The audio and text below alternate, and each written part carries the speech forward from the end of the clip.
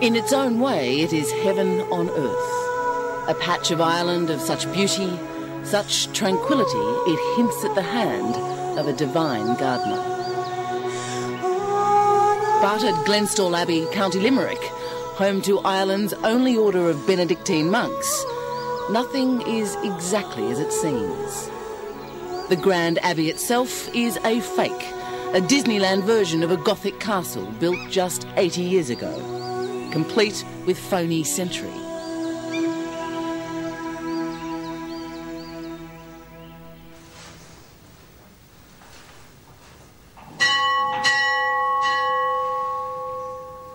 The monks of Glenstal live as pious and reflective a life as one would imagine, committed to prayer and to God.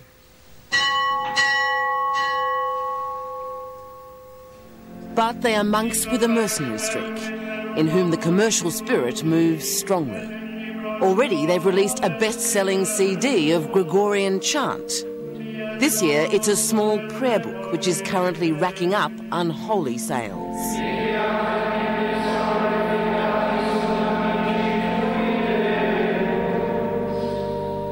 Their Dublin publisher Brian Lynch has never seen anything like it.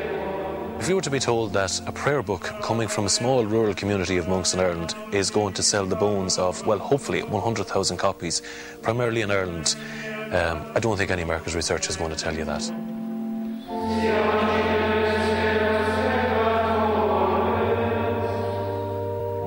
The man with the plan was Father Peter, who runs the Abbey gift store. He noticed strong sales for an English prayer book.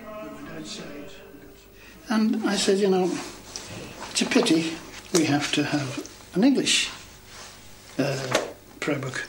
He said, wouldn't you produce one? Wouldn't we have one of our own? He said, wouldn't you do something useful for a change, you younger monks, you see? So I said, OK, I'll try. So I got a committee together of 5 other monks, more learned than myself, and a woman. Watching them, you know, and everybody coming with their own aspect of prayer, or their own prayer baggage, if you'd like to say it, or whatever.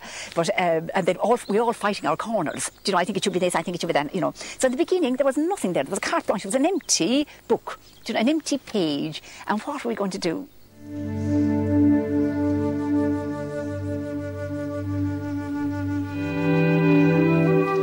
What Noreen Nirian and the Glenstal monks did was produce a handy pocket-sized book of great beauty, featuring some of these images from the Abbey's icon chapel.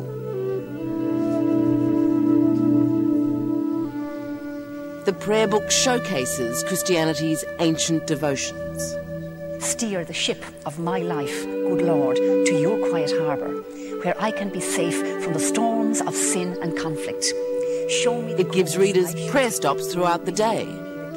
It honours the old language of worship. Direction in which I should go, and give me the strength and the courage to choose the right course, even when the sea is rough and the waves are high, knowing that through enduring hardship and danger, we shall find comfort and peace.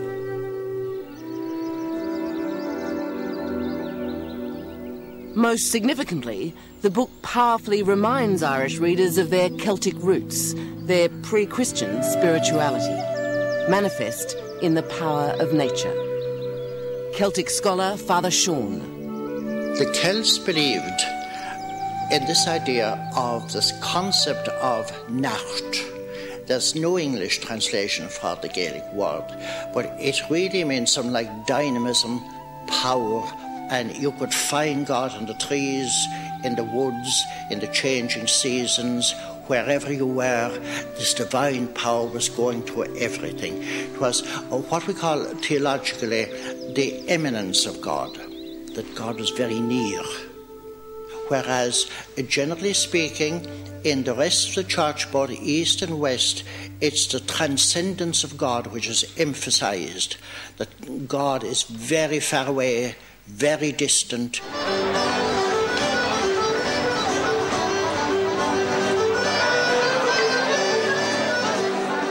The Irish prefer their culture, like their God, to be close, worn on the sleeve.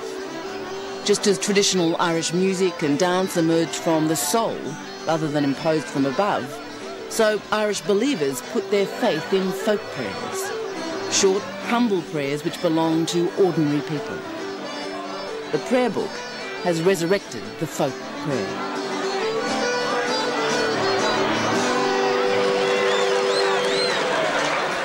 They're meant to be said at various times of the day, and various occasions, like getting up in the morning, going to bed at night, when you see the sun, when you see the moon, when you pass by a graveyard, when you're out in the sea sailing, when you're milking a cow, all this kind of thing.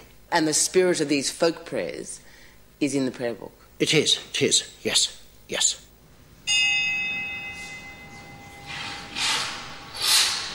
After 1,500 years, the Benedictine order is as strong as ever. Each monk takes, among others, a vow of stability. But the curious thing is, these are not stay-at-home monks. They travel far and wide, and that's very expensive. Salaries that is our biggest expenditure in the whole place, obviously. Salary. Bursa Father Simon carries the weight of Glenstal's finances on his shoulders. The Abbey and attached secondary school cost more than £500,000 a year to run. That is the big number. The budget is tighter than ever. Today, even the communion wine is under scrutiny. Of which a significant portion is altar wine, I discovered. Altar wine costs us almost £6 a bottle, which seems to me we should be it's slightly on the high side.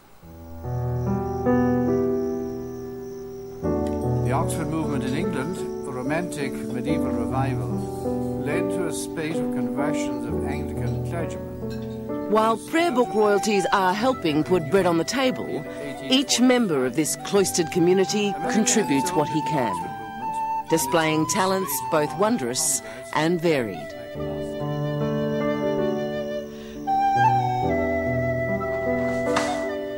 There's Brother Kieran, an internationally acclaimed woodturner. The 300 or so bowls sculpted each year in his workshop from cherry wood, ash, beech and walnut reap many thousands of pounds and spark frenzied bidding at internet auctions. Father Brian runs the dairy and tends the milking herd.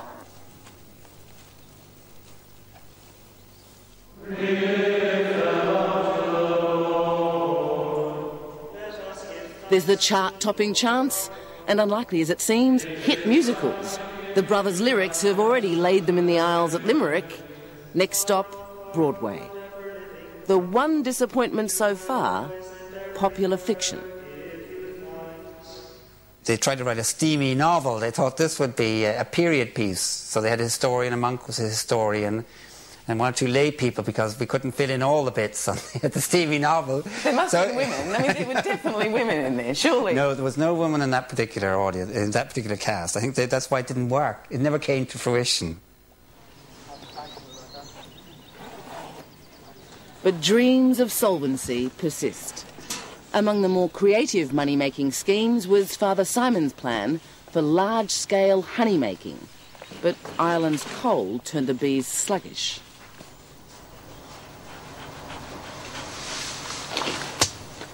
He found the solution, but was handicapped by his own vocation, a niggling matter of morality, standing between the entrepreneurial monk and his profit.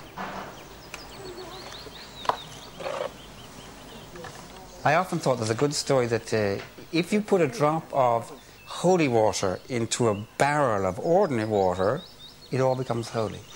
So I thought if I import a barrel of New Zealand honey or Australian honey, which is very plentiful and quite cheap, and I poured in a jar of Glenstal honey, the whole thing would be Glenstal honey, you know. And I thought that'd be, well, yeah. I passed that by one of our sort of moral theologians. They didn't think that was, no, that wouldn't pass the ethical standards of the monastery. Do you think you may be in danger of becoming worldly? There is every possibility of that already having taken place.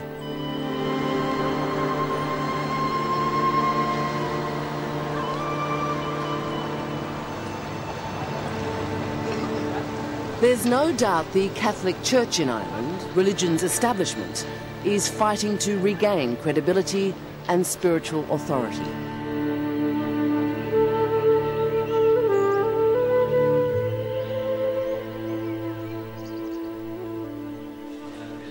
By contrast, Glenstal Abbey is a community without hierarchy, offering connection to God without the trappings of religion. The prayer book is proving a tool more useful in the search for God than a priest. I think that's probably one of the things about the prayer book too, is that you can actually take this up and know that you're connecting with a community that is live and that is vibrant and that believes in prayer and is actually doing that prayer.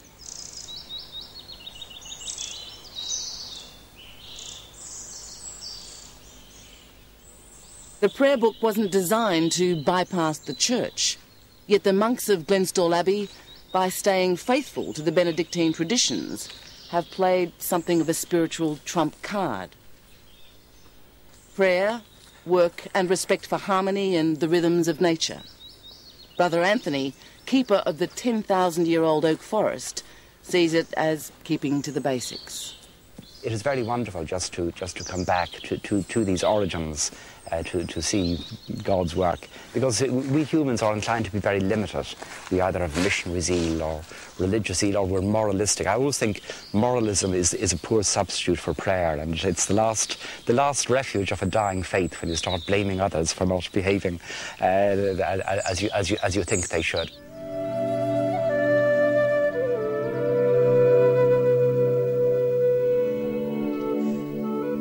For this year at least, thanks to a small book of prayer that struck a chord with the Irish people, the monks of Glenstal Abbey can count on robust spiritual and financial health.